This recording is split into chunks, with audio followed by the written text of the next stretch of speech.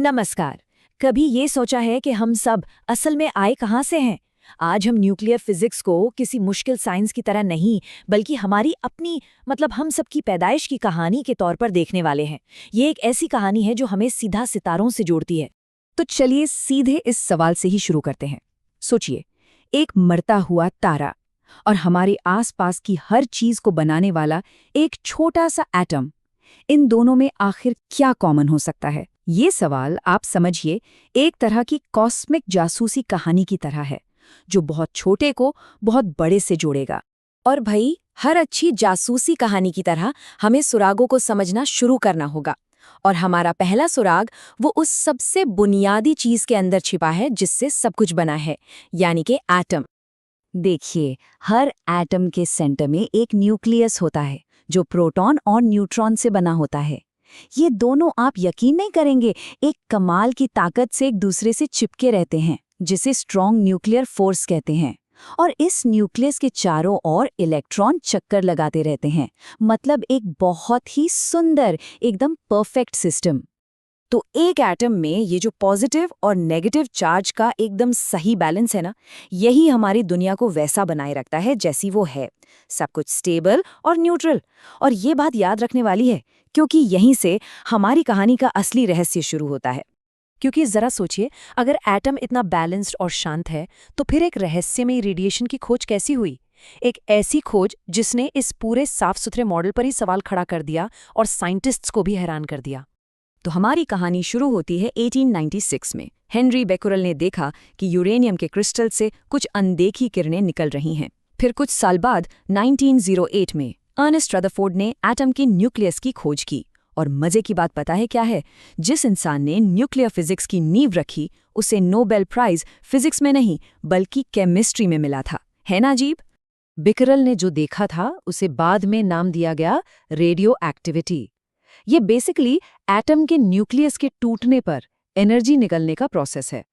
तो उस अनजान रेडिएशन को अब एक नाम तो मिल गया, लेकिन इसने जवाब देने के बजाय और भी नए सवाल खड़े कर दिए। और यही वो सवाल था जिसने सबको उलझा कर रख दिया।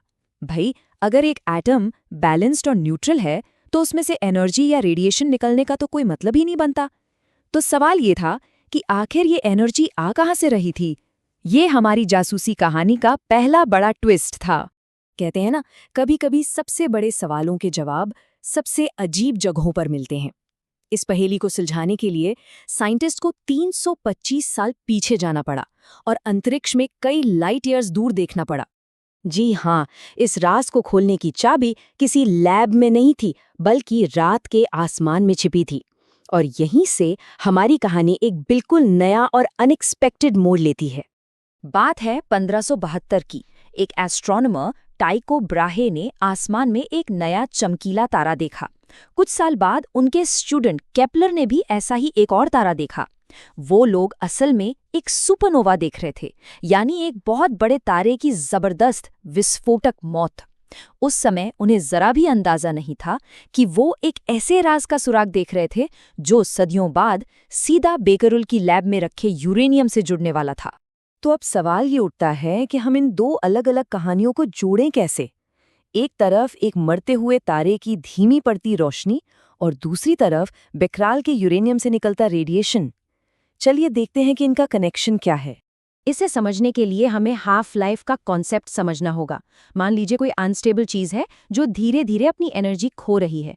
तो हाफ लाइफ वो टाइम है जिसमें वो अपनी आधी एनर्जी खो देती है। और ये प्रोसेस बहुत रेगुलर होता है, मतलब बिल्कुल घड़ी की टिक टिक की तरह, जिसका अंदाजा लगाया जा सकता है। तो जब बाद में एस्ट्रोनॉमर्स ने ब्राहे के ऑब्जर्वेशंस को एनालाइज किया, तो उन्होंने पाया कि सुपरनोवा की चमक एक बिल्कुल सटीक रेट से कम हो रही थी।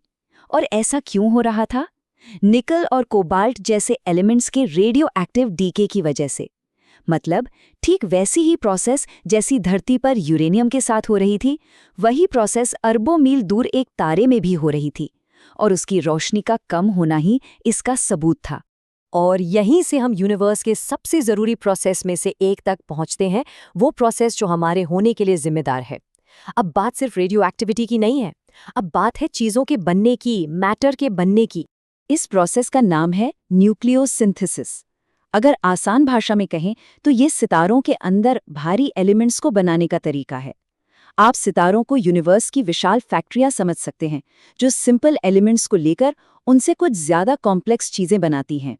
तारों के बीच की जो खाली जगह हमें दिखती है वो असल में खाली नहीं है। इसे इंटरस्टेलर मीडियम कहते हैं और ये ज्यादातर हाइड्रोजन और हीलियम से बना है। समझिए, ये नए तारे और नए एलिमेंट्स बनाने का कच्चा माल है। तो ये सब होता कैसे है? देखिए, ग्रेविटी गैस और धूल के बादलों को एक साथ खींचती है।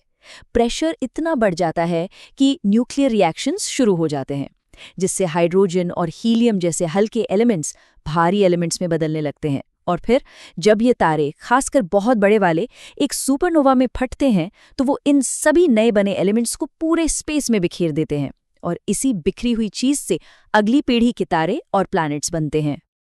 और ये हमें इस कहानी के सबसे गहरे सवाल पर ले आता है कि आखिर ये सब हमारे लिए इतना जरूरी क्यों है? ये सिर्फ सितारों और एटम्स के बारे में कोई दूर की कहानी नहीं है। इसका सार बस इतना है, हमारे खून में जो लोहा है, हमारी हड्डियों में जो कैल्शियम है, हमारे डीएनए में जो कार्बन है, ये सारे के सारे एलिमेंट्स अरबों साल पहले किसी बहुत बड़े तारे के अंदर बने थे और एक सुपरनोवा एक्सप्लोजन में अंतरिक्ष में फैल गए थे।